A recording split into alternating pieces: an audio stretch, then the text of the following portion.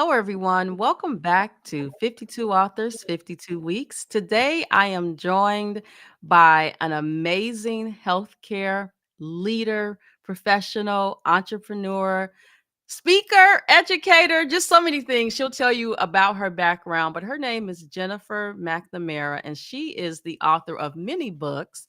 But today, we're going to be talking about Clear and Connected, how effective communication builds trust in healthcare.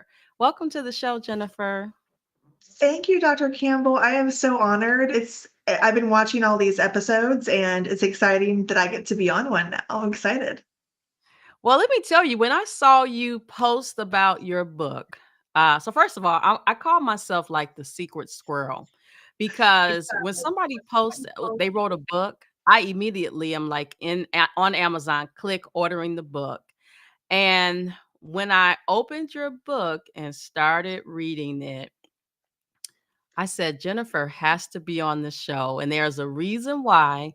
We'll talk about that shortly. But first, I would love for you to tell our listening, viewing audience about you, your background, your company, just so that they can get to know you from a more personal perspective. And then we'll get into the book. We're not going to tell them everything that's in the book. They need to get their own copy of the book so that they can Yeah, be clear it's your and own connected. copy. Yeah, absolutely. So I've been in healthcare 22 years. That's all I know. On the business side of healthcare, is all I've really done. I started, I wouldn't say at the bottom because the front office to me is like where it starts. Some people think of it as the bottom, but to me, it's the starting point. And that's where I started my career. And so many valuable lessons I learned in communication, in customer service. This is a great role to find yourself in, I believe.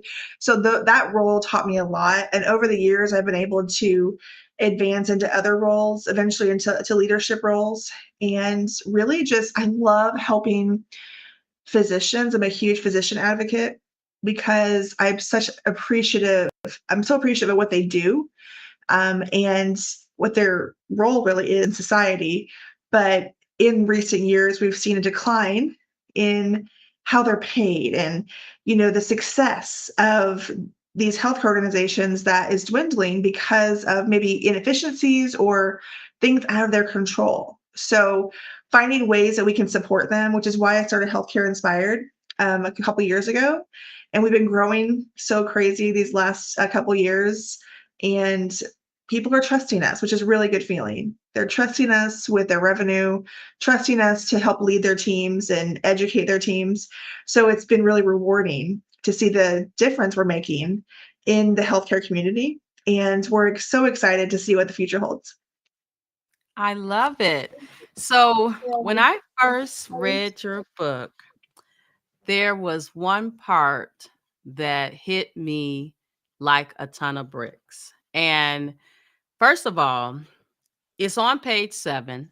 7 is my favorite number. That's my lucky number, number Lucky 7. number 7. But in on page 7, and again, folks, we're not going to tell you everything that's in the book. You have to get your own copy. But what really spoke to me very personally was when you talked about your own personal journey in a healthcare setting that was very toxic.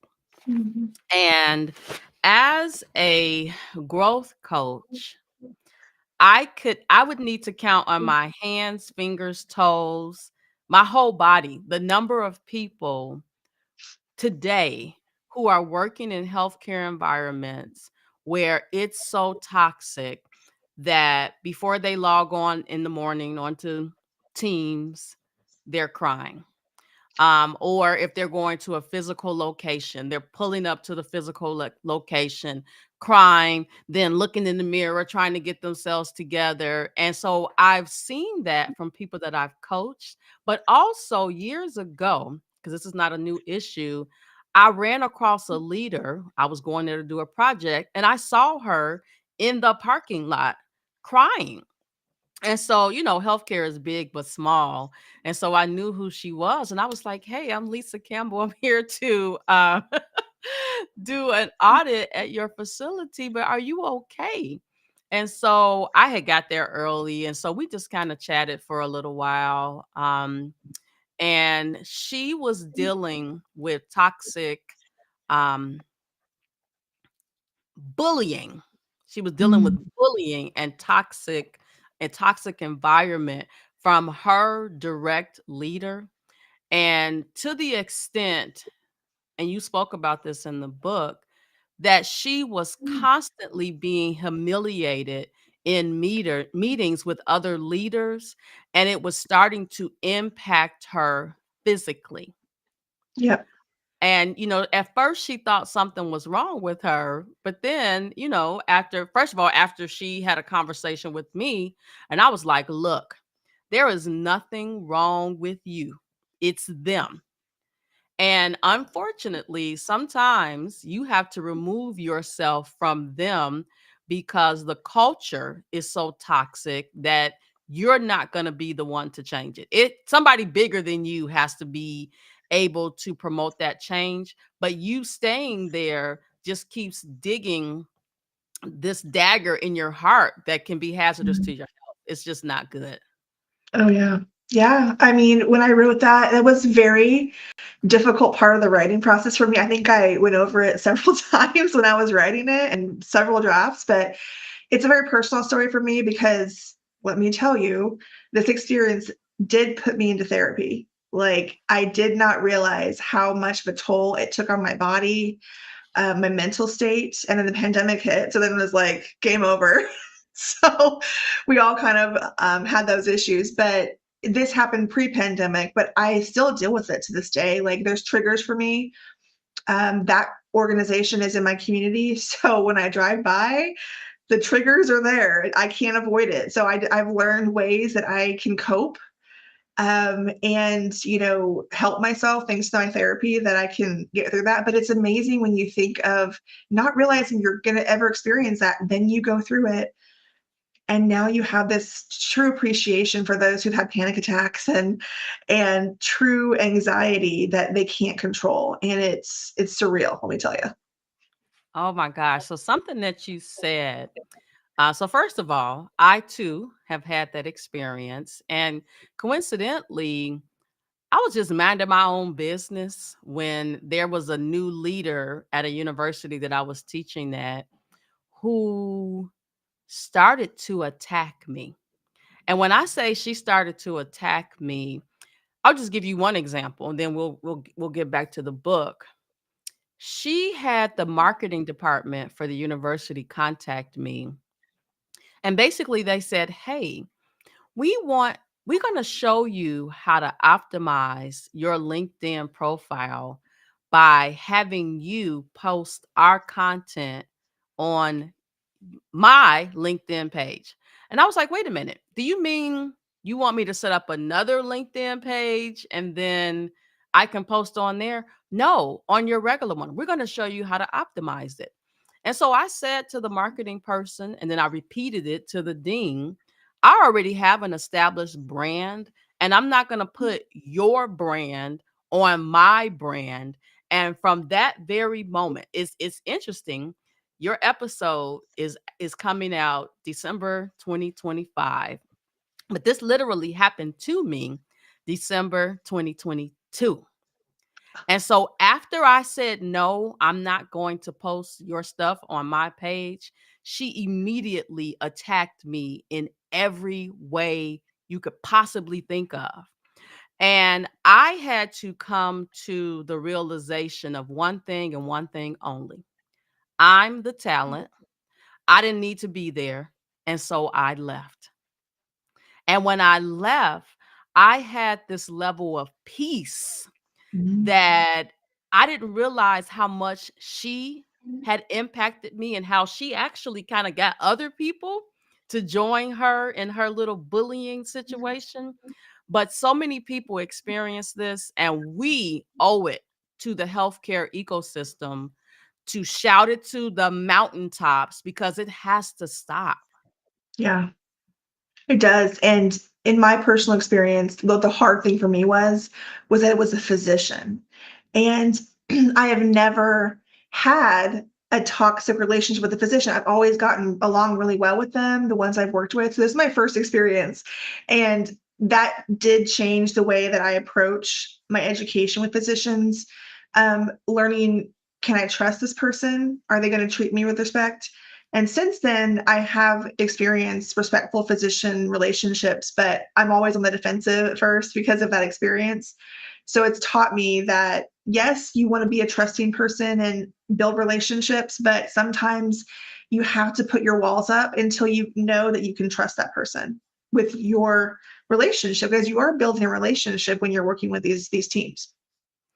Wow. So you just triggered me again, Jennifer. So one of the things I love about these interviews and our conversations is that we are truly not only helping others, but we're helping ourselves heal from past trauma. So in Mhm. 92, 1992, I started as a medical assistant. And so I worked side by side with physicians, and some specialties I was beat up on a regular basis by physicians. And when I say beat up, it was just they were tough, and I had to develop a tougher skin, which is has resulted in the person that I am today.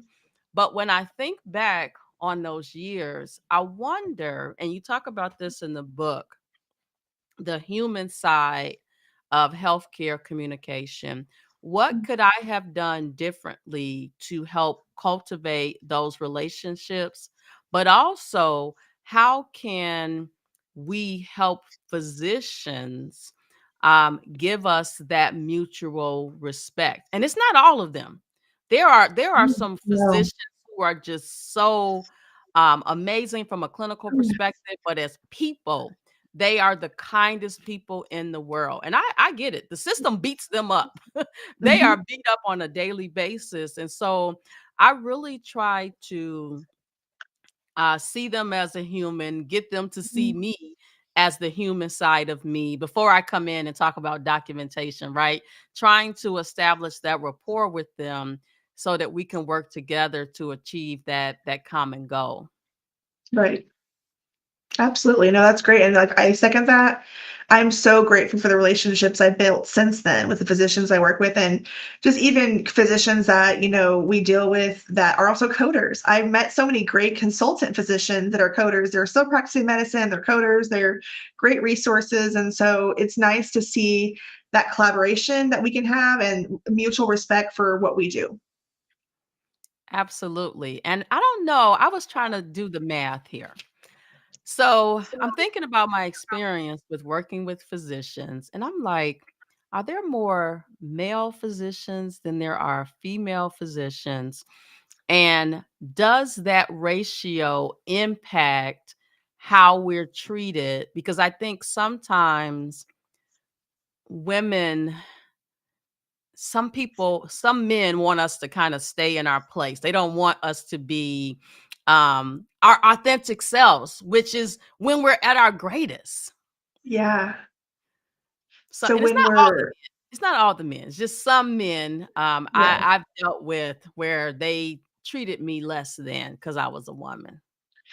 It does exist, out there. We can't ignore the fact that it still is a stigma out there. Again, I think depending on where you're at and what experiences each person has had in their life shapes how they're going to treat the other person, but you just don't know when you're going to encounter it. You never know. And you know what? This is the reason why your book is so important, because you know how we talk about in healthcare when it comes to compliance, we're always reactive. Your book gives us some of those proactive tools where we can put together a strategy of what we can do when something were to happen. And so, one of the things you also talk about in your book, and just so you know, you're on to something, because there are other books out there that are written by Stephen Covey, for example. He has a book called the Speed of Trust. And I've used that book in healthcare to talk about how you build trust in the healthcare environment, because when you don't have trust, you're losing money because people are Mhm. not working at their best. But the other thing you talk about in the book, and there's so many people talking about this today, is about the concept of psychological safety. Oh, Why is yes. that why is that important for a leader to ensure that their workforce feels safe?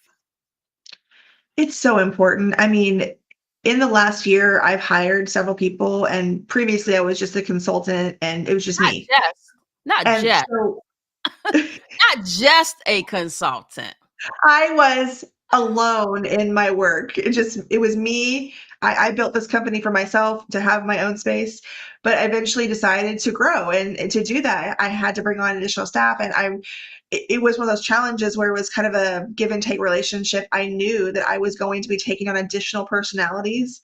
And so I think when you start hiring people, you have to realize you're taking on not just the maybe the background workforce of their resume that is like on in front of you, but you're taking on a personality, you're taking on what their home life is like. You're taking on, do they have kids? Do they not have kids? You have to take that into consideration. Like there's so many variables, and the psyche, how they approach different situations is very different. I attended a presentation at a recent conference on the generations and how the different generations in a medical practice can affect how they are receptive to training, how they're receptive to correction, and what has shaped their view of the world. And so you have to get inside the mind, the psyche of every member of your staff as a leader. And you also have to learn how to protect your own. Let me tell you. So you got to protect your own psyche and know what your triggers are and how to overcome those maybe not intentional attacks, but things that might come out of left field. If this happens or if this happens, prepare yourself for it mentally so you don't fly off the handle. You can calmly approach that situation.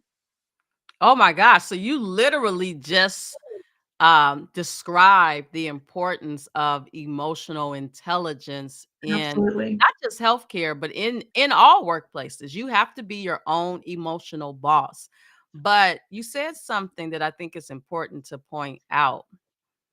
When I think about emotional intelligence in the workplace, I think about how it's important to have emotionally intelligent marriages, Yeah. emotionally intelligent friendships. Because if you practice being emotionally intelligent in all settings, you can not eliminate, because somebody will push your button, but you can decrease how many times you blow up. And I that's something that I work on daily. And in order to do that, I had to kind of step away from everybody and literally just focus on Lisa, Mhm. strengthening Lisa so that I can be stronger for everyone else. And Yes. you Yeah. also you also talk about the person. You don't know what they're dealing with at home, and sometimes it spills over into the workplace. Yeah. It So does. how do You you have handle that? Well, you have to get to know your staff, and it's not enough to just have a meeting every once in a while, fill out a questionnaire. How do you feel about the situation? And we do that. We actually do have a questionnaire that we put out to new staff that's more of a personality assessment to get to know how they would respond to a certain situation so we can identify whether or not we can put them in a certain situation and how they'd respond to it for our clients. But we definitely want to understand, meet with them regularly, have make them feel comfortable coming to us with personal things when they feel inclined to do so, with the respect that we're not going to reveal any of that externally, but we want them to feel comfortable coming to us. And I have a great operations manager. I'm just so grateful for her, Jessica, because she is that person that can be that sounding board for the staff, and she has that temperament, that emotional intelligence to be able to help everyone kind of find their way through their challenges. And then she'll reveal to me when we might need to move someone into a different area.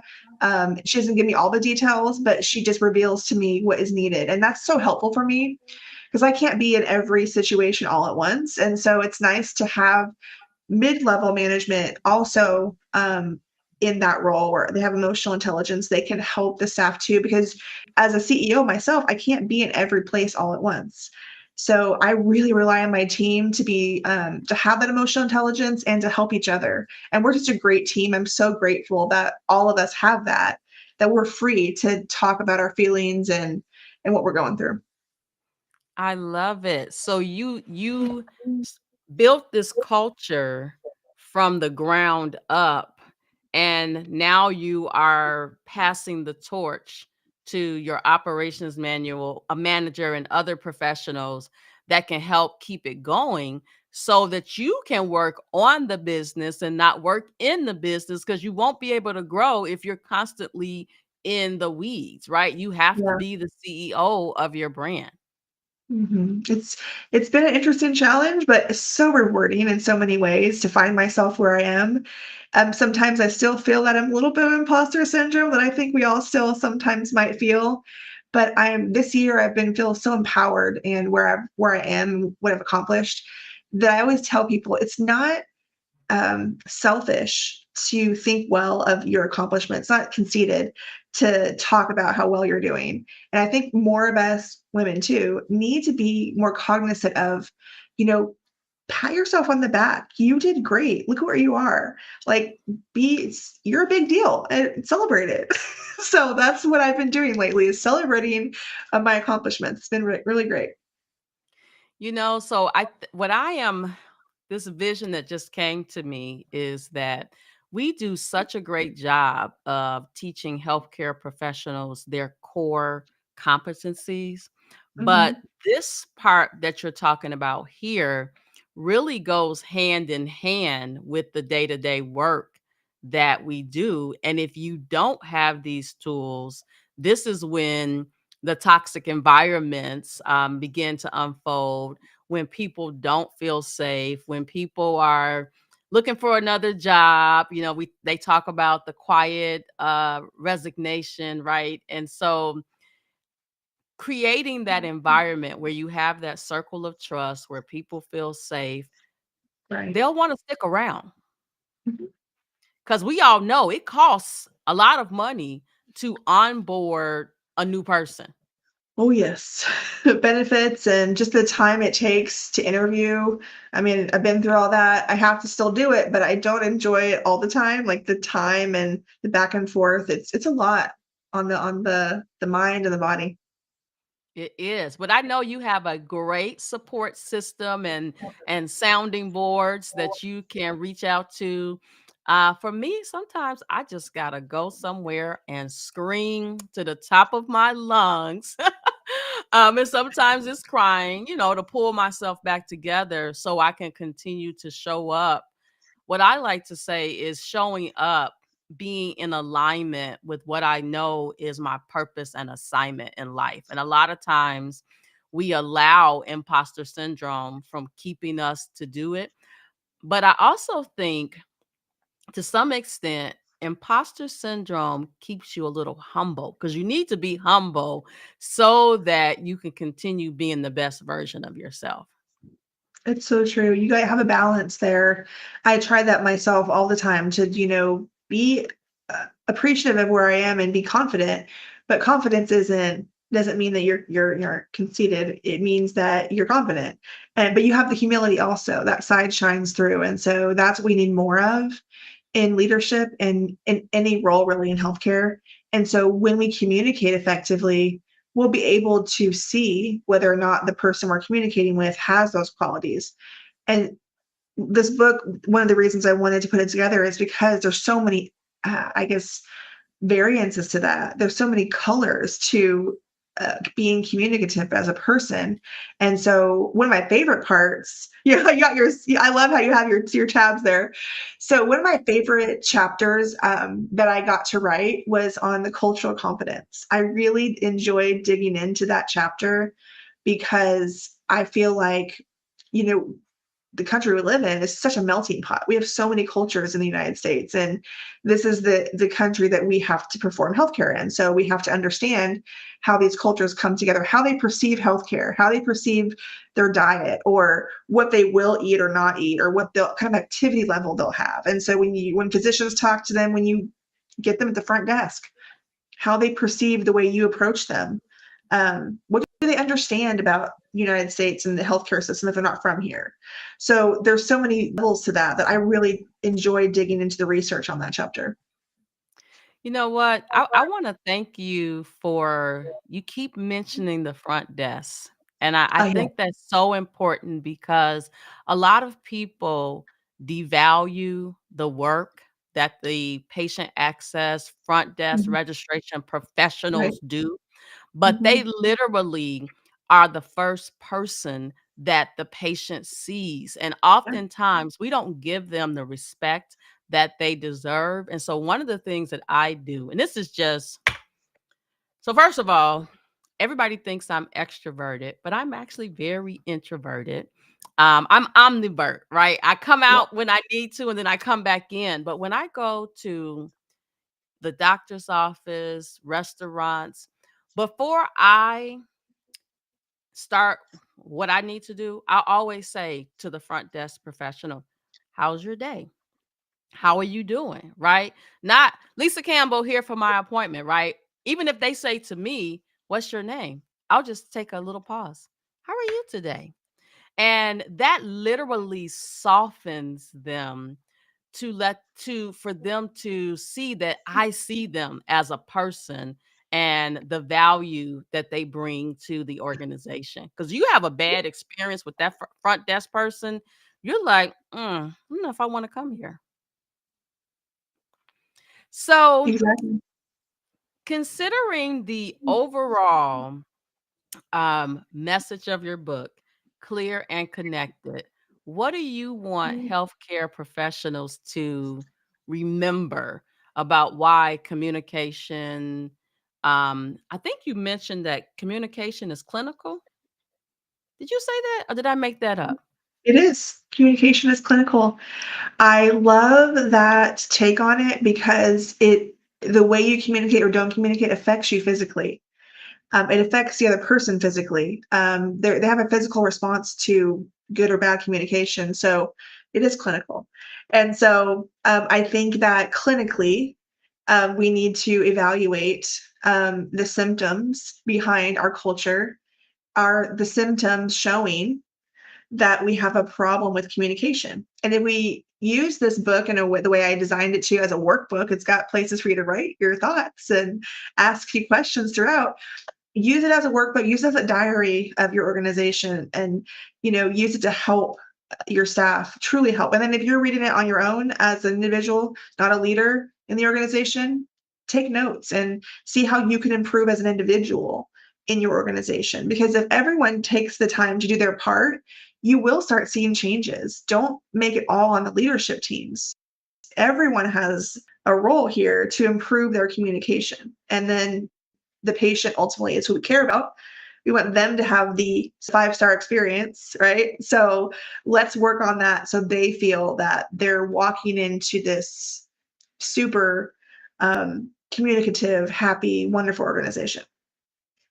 Absolutely. I love it, love it, love it. And I mentioned this to you before we went on about this book being a workshop. But now I'm like, can this be like two CEUs webinar type situation?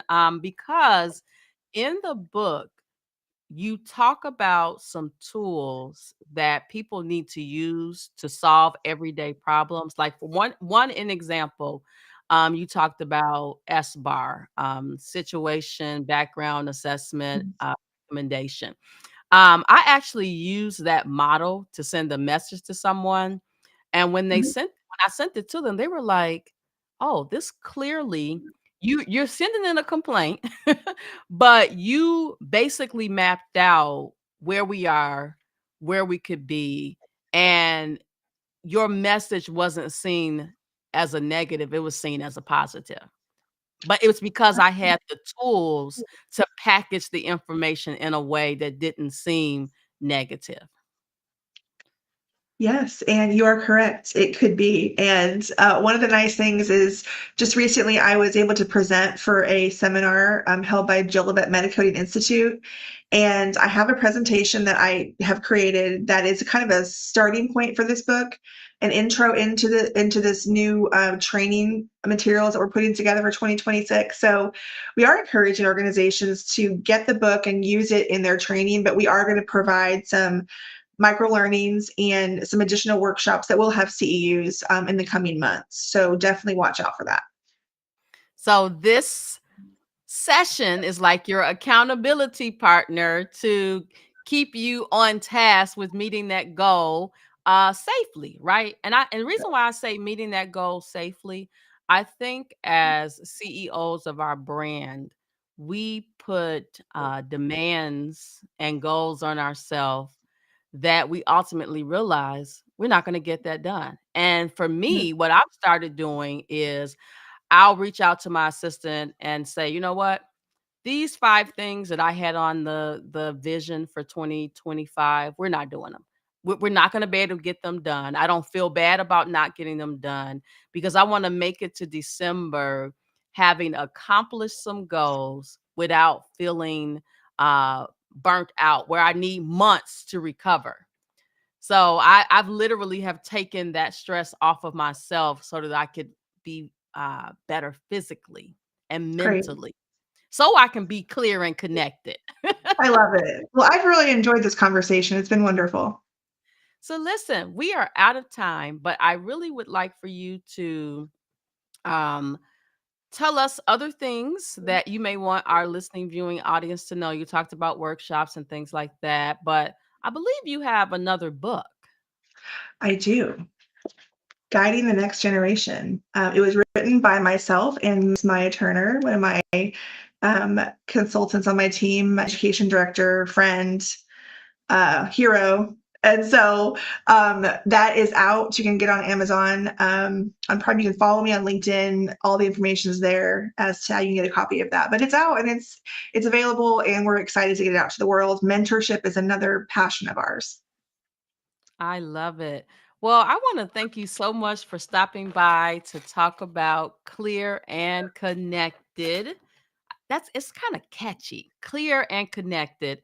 How effective communication builds trust in healthcare. I wish you the best of luck in 2026. I know I'm going to see you in 2026 in Dallas. Uh-huh. Uh, so I'll be able to see you and get a copy of my book signed. I like to have signed copies of my books. And I wish you a happy new year and the best of luck in everything. Thank you so much, Dr. Campbell. It's been a pleasure. Thank you.